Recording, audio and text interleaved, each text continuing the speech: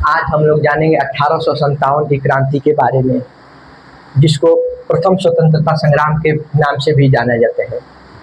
यह वही क्रांति है जिसके बाद से अंग्रेजों को इस बात की भनक लग गई कि वो अब भारत पे ज़्यादा दिनों तक राज्य नहीं कर पाएंगे, और भारत के लोगों को इस बात की समझ आ चुकी है कि अंग्रेज हमारे ऊपर जोर ज़बरदस्ती से राज्य कर रहे हैं, और धीरे धीरे अगर अंग्रेज़ों से हमें छुटकारा पाना है तो हमें क्रांति करना ही पड़ेगा।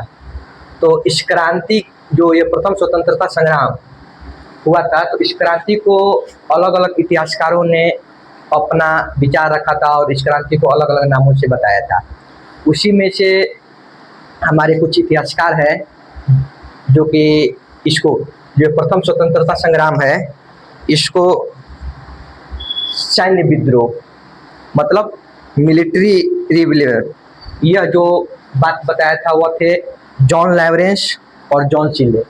जॉन लॉरेंस और जॉन सिले ने इसको मिलिट्री रेबेलियन कहा था, सैन्य विद्रोह। उसके बाद आपको जो जेम्स आउट्रम और टेलर नाम के दो इंग्लिशमैन थे, उन्होंने इस प्रथम स्वतंत्रता संग्राम को हिंदू मुस्लिम कॉन्स्पिरेसी मतलब हिंदू मुस्लिम षड्यंत्र के नाम से इस स्वतंत्रता संग्राम को बताया था। उसके बाद आपका जो टी आर होम्स नाम के एक इंग्लिशमैन हिस्टोरियन इतिहासकार थे, जो इसको the struggle between barbarism and civilisation इस नाम से बताया था। उसके बाद जो हमारे मशहूर बी डी सावरकर, जिनको लोग बहुत अच्छे तरीके से जानते हैं, जिनका पूरा नाम था विनय दामोदर सावरकर, उन्होंने इसको कहा था फर्स्ट फ्रीडम स्ट्रगल। इस प्रथम स्वतंत्रता संग्राम को फर्स्ट फ्रीडम स्ट्रगल के नाम से बताया था।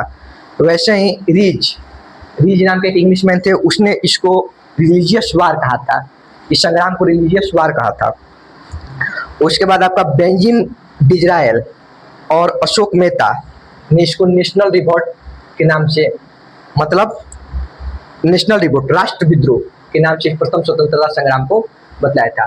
तो आप देख सकते हो कि जो ये इस वीडियो में हम लोग यह जानेंगे कि आखिरकार 1857 की क्रांति की शुरुआत कैसे हुई, क्यों हुई, इसके तत्कालिक जो प्रभाव थे वह क्या हुए, उसके बाद कहाँ से कौन इस पे कहाँ के राजा, किस राज्य के कौन से राजा और कौन से इंग्लिश सैनिक एक दूसरे के साथ इस युद्ध में शामिल हुए, और उसके बाद कौन जीतता है, कहाँ से कौन पराजित होता है, पूरी की पूरी कहानी इस वीडियो में हम लोग समझेंगे। तो देखिए, जो ये प्रथम स्वतंत्रता संग्राम का जो फर्स्ट शुरुआत में ही लिखा गया है कि भारत में अंग्रेजी शासन की स्थापना के साथ ही उसका विरोध शुरू हो गया।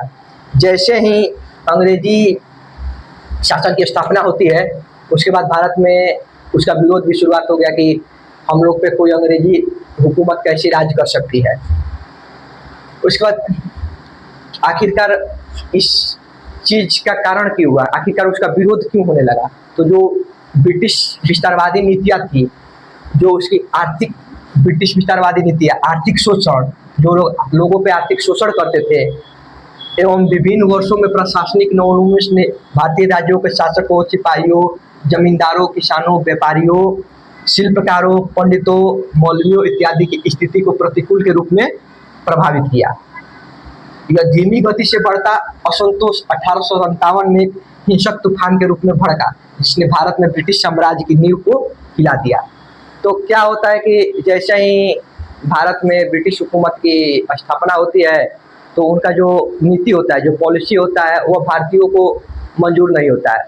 वह भारत के धर्म में भी हस्तक्षेप करते हैं, भारत की शिक्षा पद्धति में भी हस्तक्षेप करते हैं। वह उसके बाद किसानों पे अत्याचार करते हैं, लोगों पे अत्याचार करते हैं, जमींदारों पे अत्याचार करते हैं, वकीलों पे अत्याचार करते हैं, सिपाहियों पे अत्याचार करते हैं, व्यापारियों पे अत्याचार करते हैं, शिल्पकारों पे अत्याचार करते हैं। मतलब कि जो भी हो, उनसे कोई भी वर्ग, अंग्रेजों से कोई भी वर्ग खुश नहीं था, जिसकी वजह से सब ने सोचा कि क्यों ना हम मिलकर एक लड़ाई लड़े, और उसी लड़ाई का परिणाम है जो पहली लड़ाई थी, उसका क्या है, उसको कहते हैं फर्स्ट फ्रीडम स्ट्रगल 1857 की क्रांति।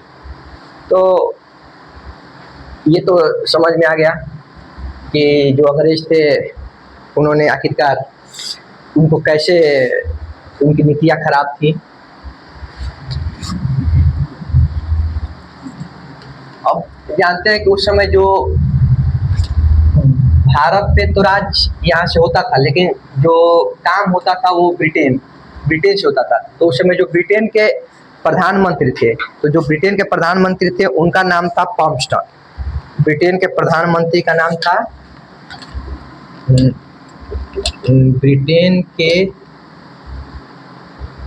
प्राइम मिनिस्टर, जो ब्रिटेन के प्राइम मिनिस्टर थे वो थे पम्पस्टन। ये जो थे वो थे ब्रिटिश के प्रधानमंत्री। वैसे ही जो वहाँ की विक्टोरिया, ब्रिटेन की क्वीन का जो नाम था उनका नाम था विक्टोरिया। ब्रिटेन की जो क्वीन थी उनका नाम था विक्टोरिया। तो जो वहाँ के प्राइम मिनिस्टर थे, प्रधानमंत्री थे, वो थे पम्पस्टन, और जो वहाँ की रानी थी वो थी विक्टोरिया। उसके बाद जो वहाँ पे उस समय 1857 में जो गवर्नर, 1857 के समय जो गवर्नर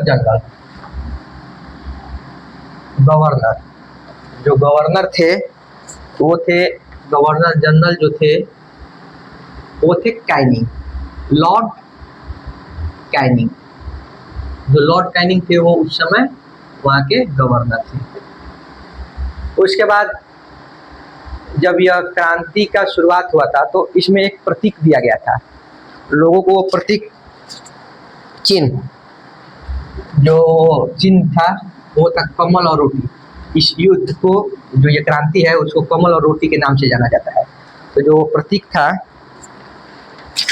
वो था कमल और रोटी, जो इसका प्रतीक था,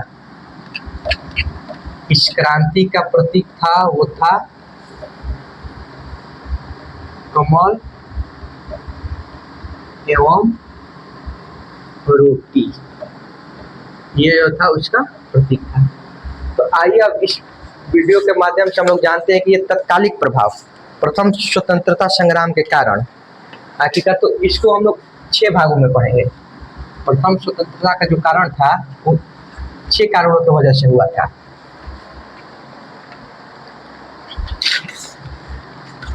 प्रथम स्वतंत्रता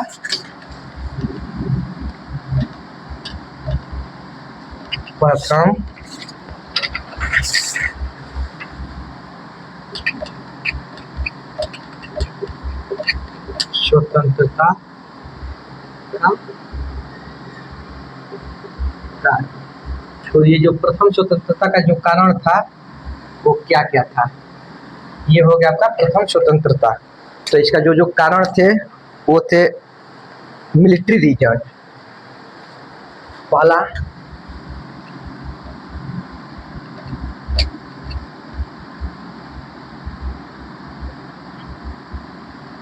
मिलिट्री रीजन यानी सैनिक के कारण। उसके बाद आपका जो दूसरा था ये हो जाएगा सैन्य कारण।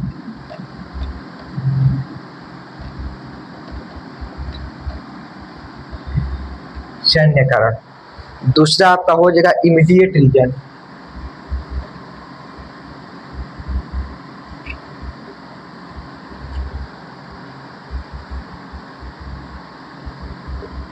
इमीडिएट रीजन यानी तत्कालिक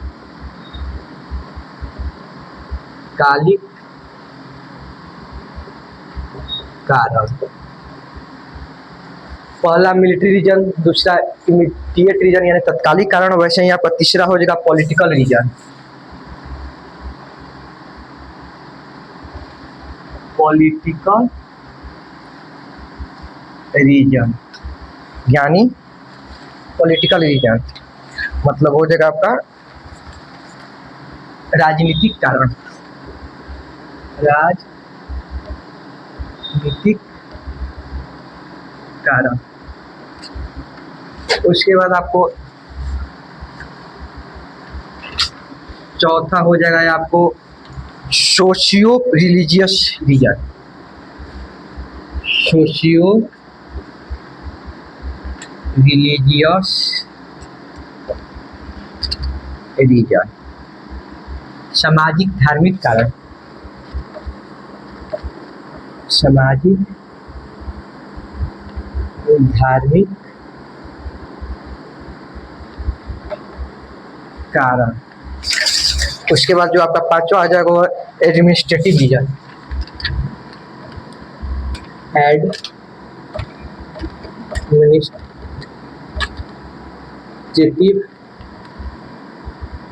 रीजन, ये हो गया आपका पांचवा, मतलब प्रशासनिक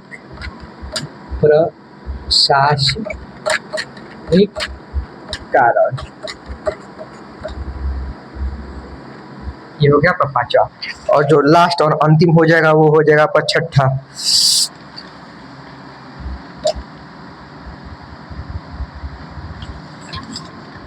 इंटरनल प्रॉब्लम, आंतरिक।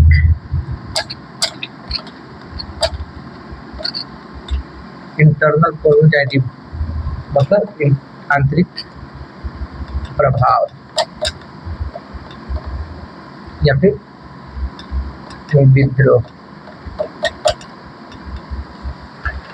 तो ये जो 6 कारण थे वो प्रथम स्वतंत्रता के जो कारण।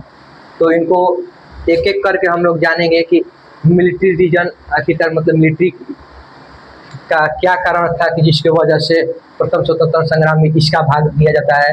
फिर कौन से वो तत्कालिक कारण थे, फिर उसके बाद जो राजनीतिक कारण थे, उसके बाद आखिरकार सामाजिक धार्मिक कारण क्या था, प्रशासनिक कारण क्या था और आंतरिक प्रभाव विद्रोह क्या था।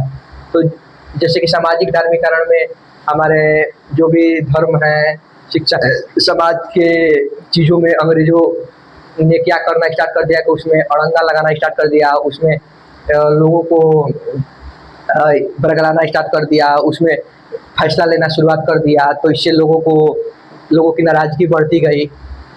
ये सब सारे जितने भी कारण हैं हम लोग एक एक करके सब समझेंगे कि तत्कालीन कारण में क्या हुआ था, राजनीतिक कारण में क्या हुआ था,